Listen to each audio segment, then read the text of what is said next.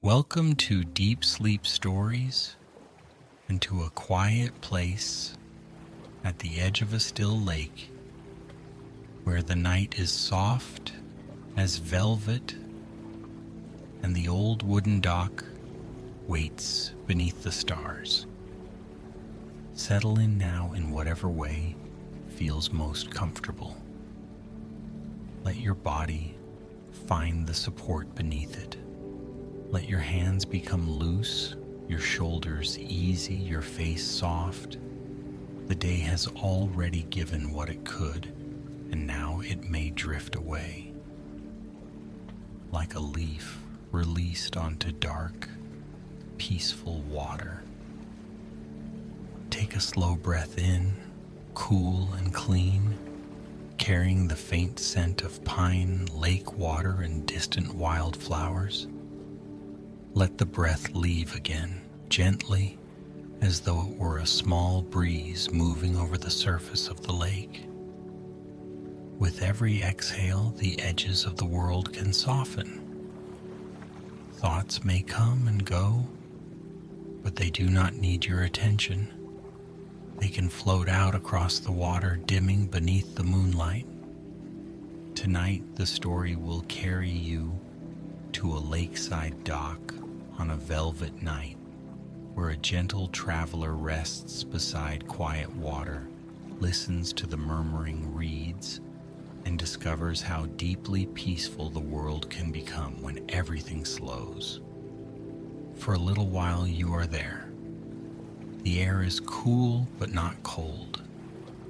The sky is wide but not empty. Somewhere beyond the trees, a nightbird calls once, then settles.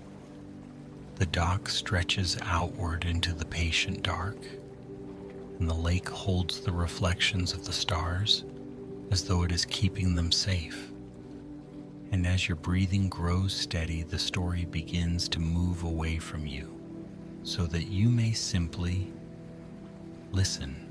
The traveler who arrives at the lake is someone else now, someone quiet and unhurried, walking slowly beneath the trees.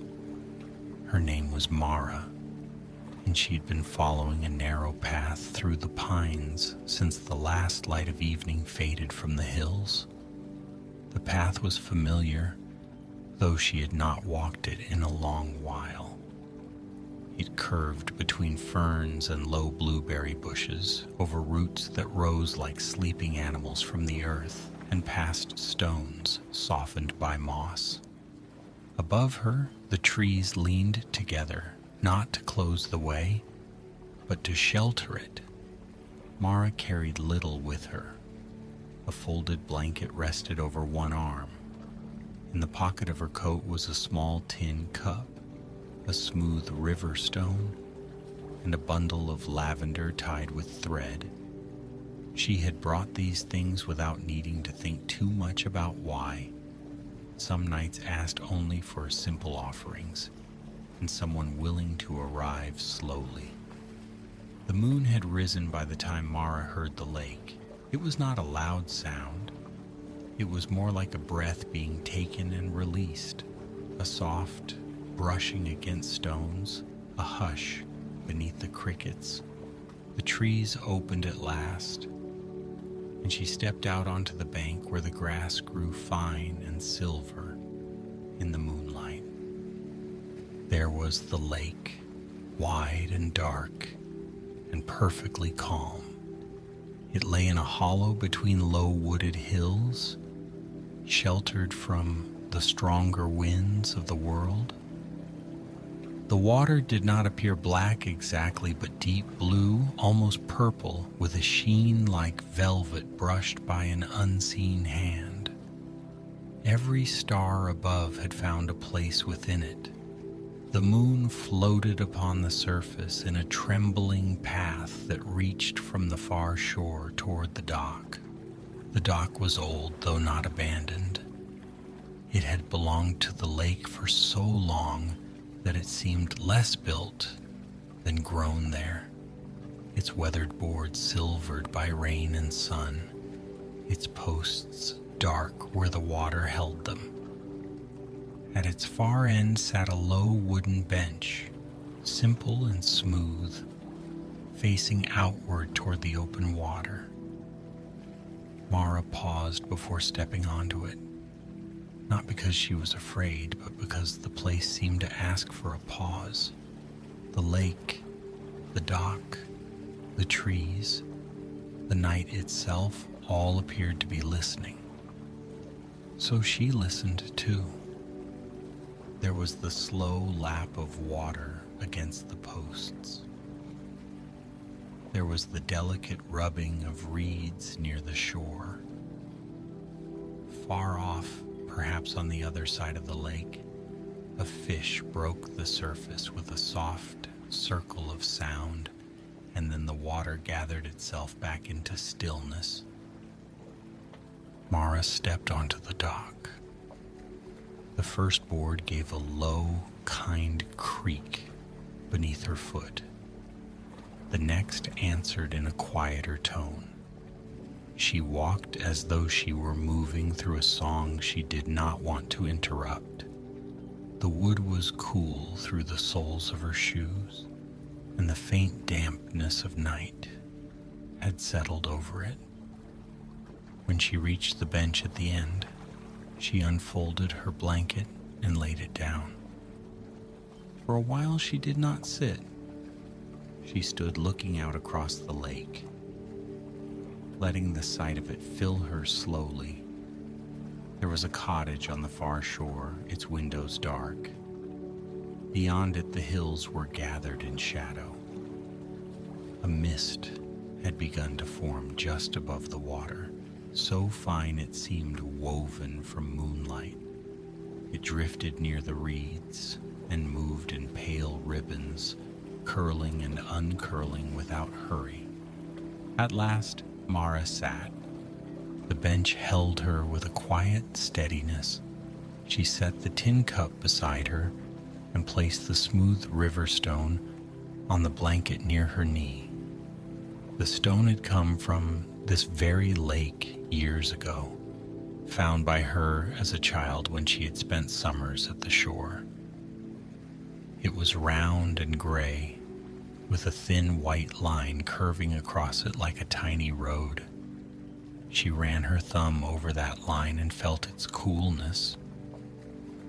The lake seemed to remember her, though not in words. It remembered in scent and sound. It remembered in the pattern of water moving under the dock. It remembered in the hush that came over her shoulders, and the way her breath began to match the gentle rhythm below.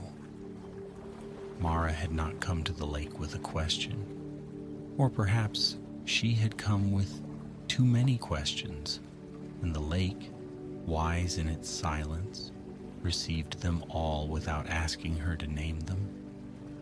This was one of the gifts of quiet places. They did not require explanations, they simply made room. A small breeze wandered down from the pines. It lifted a loose strand of hair near her cheek. In the reeds, it made a sound like someone whispering kindly from another room. The water darkened and brightened in slow bands, and the reflected stars trembled, then settled again. Time thinned. The night opened. Mara poured a little water from a flask into the tin cup. The cup made the smallest ring as she set it down again, a sound that traveled out and disappeared.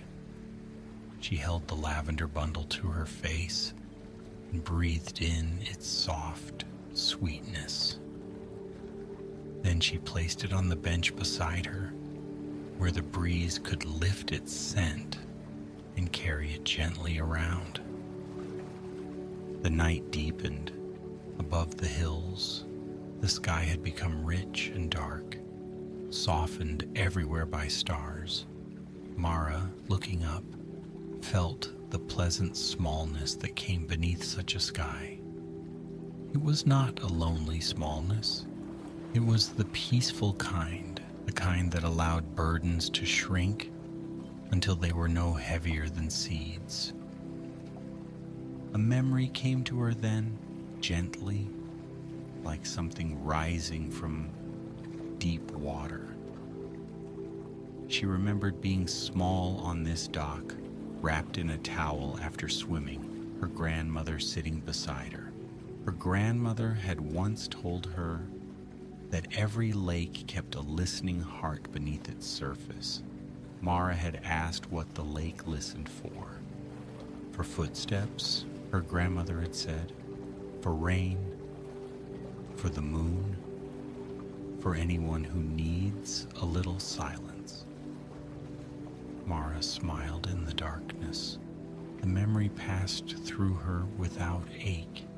She imagined the lake listening now, not with ears, but with its wide, dark surface and its hidden depths, listening to the reeds, to the sleeping fish, to the old dock, to the breath of a traveler who had finally become still. She took the river stone and held it in both hands. The white line across it seemed faintly brighter under the moon. As a child, she had believed the line was a path meant for very small travelers, perhaps ants, perhaps fairies, perhaps thoughts that needed somewhere to go. Her grandmother had never laughed at such ideas. She had only nodded, as though the world was full of things that might be true in their own quiet way. On this velvet night, Mara let herself believe it again. She imagined the line on the stone as a winding road across a gray hill where tiny lanterns moved in a peaceful procession toward the water's edge.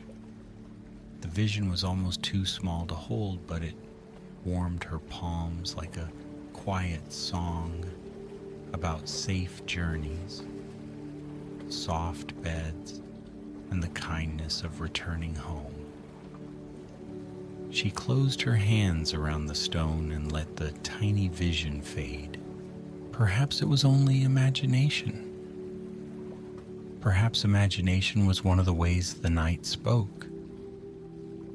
A thin cloud crossed the moon. The lake dimmed. The reflection softened until the water became a smooth, dark cloth spread between the hills. In that brief dimness, the sounds of the shore became clearer. A frog gave a low note from somewhere among the reeds. Another answered farther away, then another, and soon the lake's edge held a loose, gentle chorus. Never loud, never hurried, each note settling into the spaces between the others. Mara leaned back against the bench. She drew the blanket over her lap and tucked it around her knees.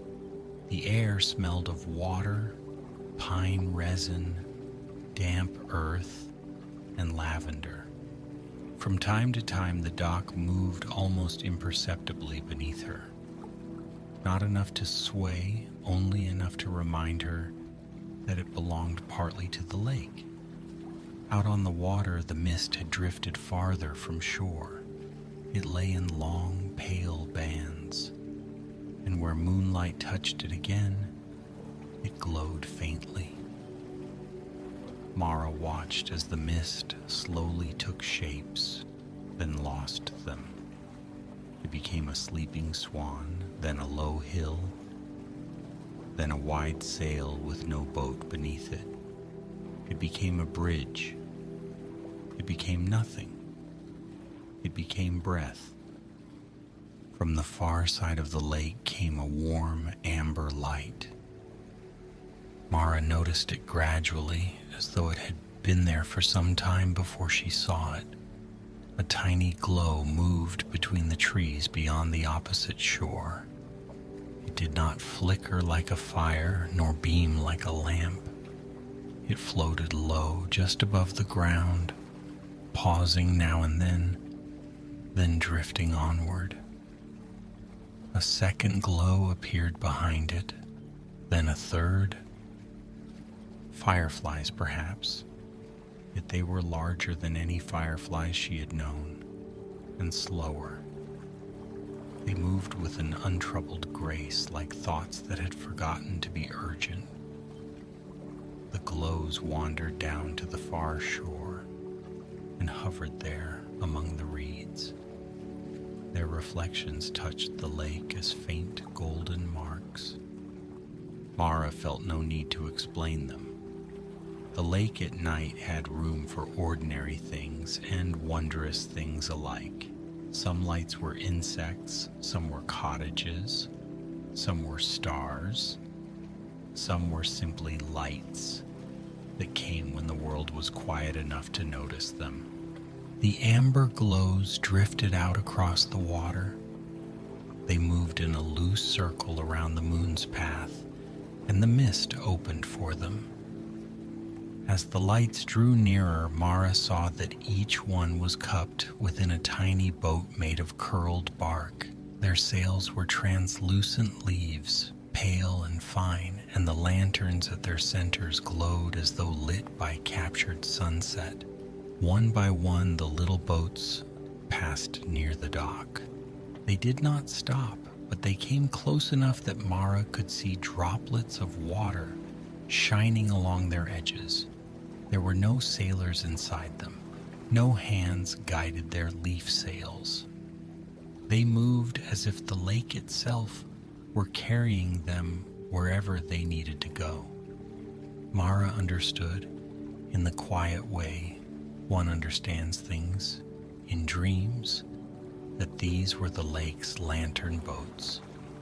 Perhaps they were sent out each night to collect the worries people had left by the water. Perhaps they carried them gently to the deep middle of the lake, where worries forgot their shapes and became part of the dark, nourishing silt below. One small boat turned toward the dock and drifted to the post beside Mara's feet. It nudged the wood with the softest tap. The lantern inside glowed warm and low. Mara leaned forward. With great care, she took the lavender bundle from the bench and placed a single tiny blossom into the boat. The blossom rested beside the lantern like a purple star. The little boat lingered. Mara looked at it and felt the last tightness of the day loosen somewhere behind her ribs. She did not have to put words to it. She did not have to know exactly what she was releasing. The night knew. The lake knew. The little boat knew enough. After a moment, it turned and drifted away. It joined the others out on the silver path, and together they moved toward the center of the lake. Their amber lanterns grew smaller. The mist gathered around them. Soon they were only warm points in the darkness, and then they were gone, not extinguished, but folded into distance. Mara remained still. A deeper quiet followed the lantern boats. The frogs had softened their song.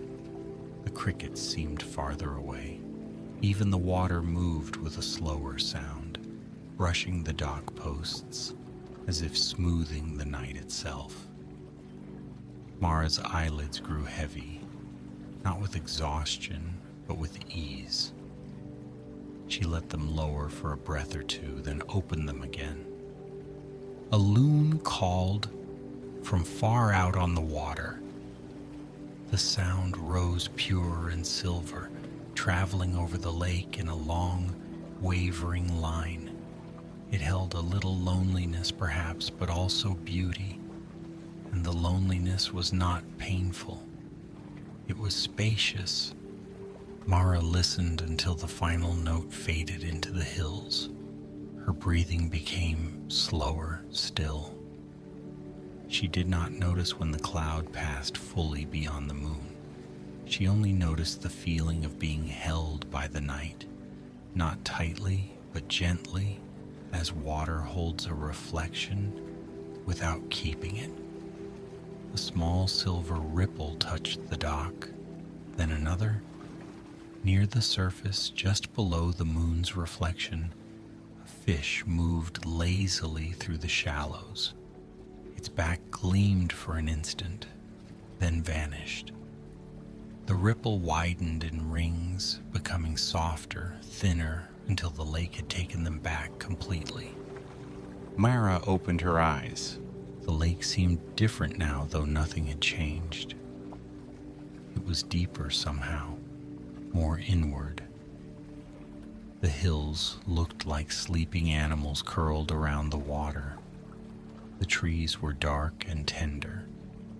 The dock stretched beneath her like the hand of an old friend reaching into quietness.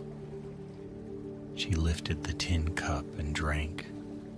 The water was cool and tasted faintly of metal and night air. It moved through her like a small, clear stream. She set the cup down and listened to the little sound it made against the wood. Then she stretched out on the bench as much as she could, turning to rest with her shoulder against the back and her head near one end. The bench was not as soft as a bed, but the folded blanket made it comfortable enough, and comfort had become simple. Above her, the sky opened wide. The moonlight lay across her coat. Her shoes rested lightly against the planks. She was not trying to sleep. She was only resting. The difference mattered. Trying would have been too heavy a thing for such a delicate night. Resting was easy. It needed no effort. It was only a letting down, a quiet permission. Her hands loosened, her face softened, her jaw unclenched. The muscles around her eyes became smooth and calm. In the reeds, the breeze began again. It moved from one side of the shore to the other, carrying a sound like silk, drawn slowly through open fingers. The lake answered with little touches against the dock. The pines answered with a long, low sigh. Mara listened to them all, and the sounds seemed to arrange themselves into a lullaby without melody, a lullaby made only of texture and rhythm. Reeds, water, pines, reeds, water, pines. The words were not spoken, but if they had been, they would have been enough. They would have been the whole song. As Mara rested, the night grew subtly warmer around her, not in the air, which remained cool, but in its feeling. It was as though the darkness had become a shawl laid carefully over the lake and all who slept near it. The stars looked down through the weave of that shawl, bright and patient. Somewhere in the distance, a branch creaked. A small animal moved in the underbrush, then was still. The world did not become silent because true silence was not necessary. Instead, it became trustworthy. Every sound belonged. Nothing startled the night from its peace. The lantern boats did not return, but in the place where they had vanished, the lake seemed to glow very faintly below the surface. Not enough to light the water, only enough to suggest that the dark was not empty. Deep below, among stones and wavering weeds, there might have been whole constellations of tiny lights, slow and golden, carrying with them everything that had been set down. Mara breathed in. The air was cool. She breathed out. The day was gone, A long time passed, though it did not feel long. The moon climbed higher. Dew gathered along the railing posts and on the grass near the shore. The old dock gave an occasional soft creak, as though settling more comfortably into its own rest. Mara drew the blanket closer and watched the moon's reflection tremble.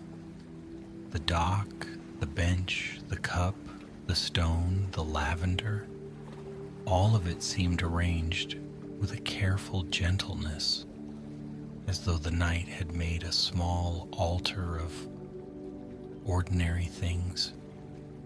And Mara, who had come with very little, found that she had everything needed for this hour: a place to rest, a sky to look into, water to listen to, a memory, a little mystery, a feeling of being allowed to let go. Her eyes closed again. Behind them, the night did not disappear. It became inward. The lake moved inside her now, calm and wide. The dock floated in that inner lake. The moon laid its path across her thoughts. Any worry that tried to rise became a lantern boat, small and warm, drifting away without effort. And the more they drifted, the softer Mara became. Her shoulders sank, her breathing deepened, her hands lay open, palms relaxed. The sounds around her grew distant, not because they were leaving, but because she was moving gently towards sleep. Even the stars seemed to shine more softly now, as if they too understood that Mara was nearly asleep. The moonlight rested on her blanket. The old dock held her safely above the dark, tender water. On the shore, the grass glittered with dew. Far out on the lake, the loons tucked their heads beneath their wings, and the mist gathered itself into a pale, protective veil. Nothing hurried, nothing needed to happen. The night was complete, and as Mara drifted, the lake kept listening. It listened to her breath, slow and even. It listened to the small, settling sounds of the dock. It listened to the hidden roots beneath the shore and the sleeping seeds in the earth. It listened to moonlight touching water. It listened to the quiet that comes when a heart has finally laid its burdens down. The story, too, begins to grow quieter now. The lake remains, but it grows softer at the edges. The dock remains, but it seems farther away, like a place seen through a gentle dream. Mara sleeps beneath the velvet sky, warm beneath her blanket, watched over by trees, water, stars, and every tender mystery of the night. Her breathing is calm, the water is calm, the world is calm. And somewhere, deep in the heart of the lake, the tiny lantern boats rest after their journey, glowing faintly in the dark, keeping safe all that was released. There is nothing more to carry. There is nowhere else to be. Only this soft night, only this quiet shore, only rest. Let the image fade slowly now. Let the dock become a line of silver in the dark. Let the lake become a smooth, peaceful hush. Let the stars blur gently into warmth. The traveler is sleeping and the night is kind. May your own body feel heavy and safe. May your thoughts drift softly away. May your breath move as calmly as water under moonlight. Good night, dear traveler. Sleep well.